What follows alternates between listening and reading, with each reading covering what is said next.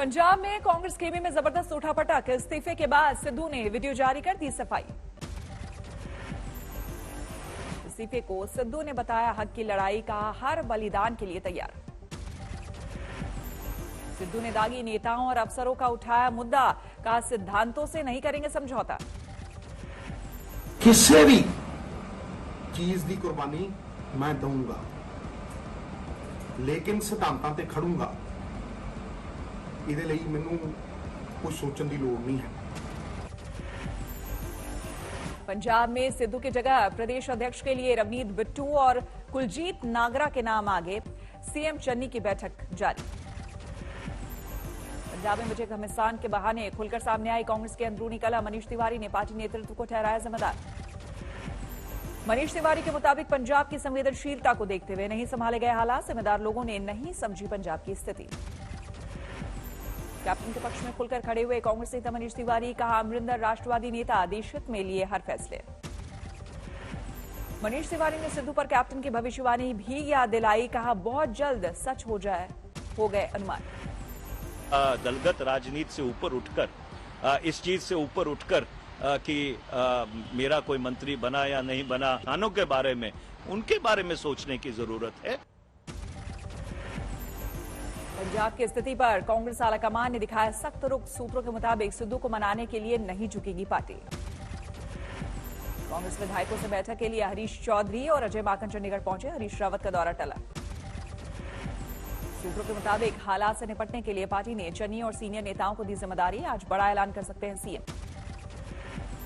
मंगलवार को पटियाला जाकर सिद्धू से मिले ट्रांसपोर्ट मंत्री अमरिंदर सिंह, राजा और शिक्षा मंत्री परगट सिंह। कुछ विधायक भी थे साथ। सूत्रों के मुताबिक पार्टी अध्यक्ष तक नहीं पहुंचा सिद्धू का इस्तीफा। सोशल मीडिया पर वायरल होने से ही मचा हड़कंप। पंजाब में मचे घमासान के बीच दिल्ली पहुंचे कैप्टन अमरिंदर सिंह, कहा जल्द लूंगा बड़ा फैसला। अमरिंदर के अमित शाह के साथ मुलाकात के लगाए जा रहे थे कयास, लेकिन कैप्टन ने खबरों को किया खारिज। सिद्धू के इस्तीफे को कैप्टन अमरिंदर ने बताया ड्रामा। पंजाब जैसे राज्य के लिए बताया अनफिट। पहले दिन से मैंने कहा is unstable man, and to have an unstable man calling the shots in जो हमारी एक सिक्योरिटी रिलेटेड होगी के साथ का पाकिस्तान का बॉर्डर है, it would be dangerous for the security of the nation. Amarinder Singh गुट के विधायकों की मांग। विधानसभा में फ्लोर टेस्ट कराने पर जोर। कांग्रेस और सिद्धू पर सुखबीर बादल की चुटकी, कहा मिसगाइडेड मिसाइल हैं नवजोत सिंह सिद्धू। सिद्धू पर बीजेपी का तंज, कहा सिद्धू को एहसास हो गया था कि अब नहीं गलने वाली दाल। आज से 2 दिन के दौरे पर पंजाब जा रहे हैं केजरीवाल। 2 बड़े ऐलान करने का दावा। पहले दिन लुधियाना जाएंगे केजरीवाल, व्यापारियों से मुलाकात का कार्यक्रम। कल 30 सितंबर को गारंटी कार्ड लॉन्च करेंगे अरविंद केजरीवाल। चुनाव को लेकर बढ़ी सक्रियता। जिंदा पकड़े गए पाकिस्तानी आतंकी अली बाबर से पूछताछ का वीडियो आया सामने। पाकिस्तानी सेना और आईएसआई की खोली पोल। कैमरे पर आतंकी बाबर का कबूलनामा। हथियार सप्लाई के लिए भेजा गया था सरहद पार। हमने तो प्यार किया, रूस प्यार कर रहे हैं, अनुरोध किया और रूस प्यार करने के बाद हमें पाकिस्तान के लोग शेयर फिर पाकिस्तान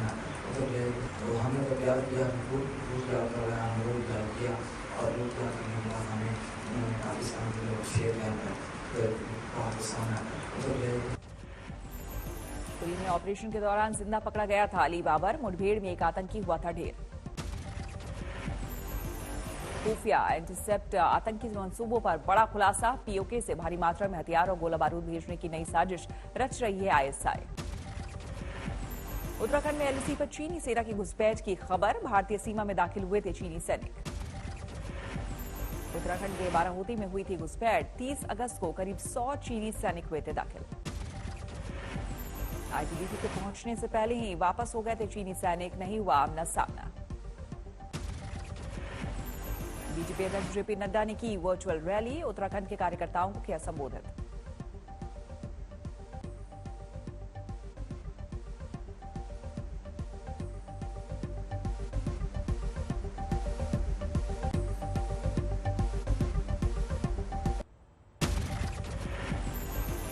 दिल्ली पुलिस के सिपाही ने खुद को गोली मारकर दी जान, हाईकोर्ट ड्यूटी में था तैनात।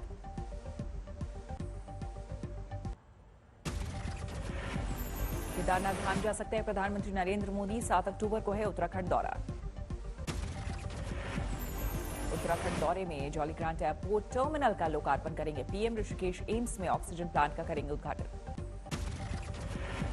बीजेपी छोड़ टीएमसी में आए बाबुल सुप्रियो ने पीएम पर पहली बार साधा निशाना, कहा प्रधानमंत्री का बंगालियों पर भरोसा नहीं। अफगानिस्तान की तालिबान सरकार ने भारत को लेकर चिट्ठी, हवाई सेवा बहाल करने की गुजारिश। तालिबान के उड्डयन मंत्री हमीदुल्ला अखुनजदा ने दिया दोनों देशों के बीच हुए एमओयू का हवाला। डीजीसीए से कहा दोनों तरफ से मुसाफिर को दी जाए सहूलियत। कोलकाता में तूफानी बारिश के कहर से 2 मंजिला मकान धराशायी, मलबे में दबने से एक बच्चे और एक महिला की मौत। भारी बारिश से कोलकाता की सड़कें बनी समंदर, हुगली समेत कई जिलों में तूफानी बरसात। महाराष्ट्र में मूसलाधार बारिश ने फिर मचाया कोहराम, मराठवाड़ा इलाके में 10 लोगों की मौत। 2 दिनों के लिए बारिश का रेड अलर्ट जारी है। तेज बारिश और बाढ़ से कई मकानों को भी नुकसान, करीब 200 पशुओं की मौत। औरंगाबाद, लातूर, हिंगोली और नांदेड़ समेत 8 जिलों में बारिश से बिगड़े हालात, करीब 65 मिलीमीटर बरसात दर्ज। महाराष्ट्र में हिंगोली में बारिश से बुरा हाल, सिद्धेश्वर और ईसापुर डैम हुए लबालब, 12 गांव में बाढ़ के हालात। हिंगोली में रेलवे के अंडरपास पर मलबे में फंसी गाड़ियां, सड़क पर लंबा जाम। महाराष्ट्र के औरंगाबाद में मूसलाधार बारिश का कहर, कई कच्चे मकान और दुकानें बही। अकोला में 72 घंटे से लगातार बारिश, सबसे बड़े बांध के सभी 10 गेट खोलने से नदियों में सैलाब। महाराष्ट्र के नांदेड़ में 2 दिनों से मूसलाधार बारिश, हजारों एकड़ फसल बर्बाद। गुजरात के भरूच में जोरदार बारिश से भरा पानी, तेज बहाव में पलटा टेम्पो। दक्षिण गुजरात में भारी बारिश के चलते खोले गए महिसागर बांध के गेट, आगे भी तेज बारिश के आसार। गुजरात के बाटोड में रेलवे के अंडरपास में फंसी स्कूल बस, ट्रैक्टर से खींचकर बाहर निकाला। कर्नाटक के कलबुर्गी में मूसलाधार बारिश ने बढ़ाई लोगों की मुश्किलें, उफान पर है नदी नाले। आंध्र प्रदेश के विजयनगरम जिले में स्वर्णमुखी नदी में फ्लैश फ्लड, वायुसेना ने चलाया रेस्क्यू ऑपरेशन। नए मुकाम पर पहुंचा देश में कोरोना टीकाकरण अभियान, 25% आबादी को लगे वैक्सीन के दोनों डोज। 43% लोगों को लगा वैक्सीन का 1 डोज। अब तक कुल 64 करोड़ लोग टीकाकरण अभियान से जुड़े।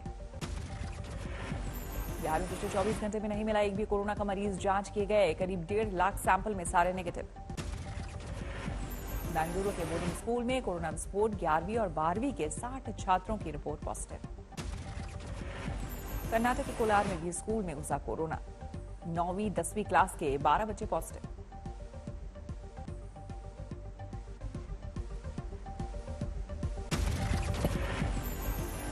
बिहार में आज दूसरे दौर का पंचायत चुनाव, सुबह 7 बजे से जारी है वोटिंग।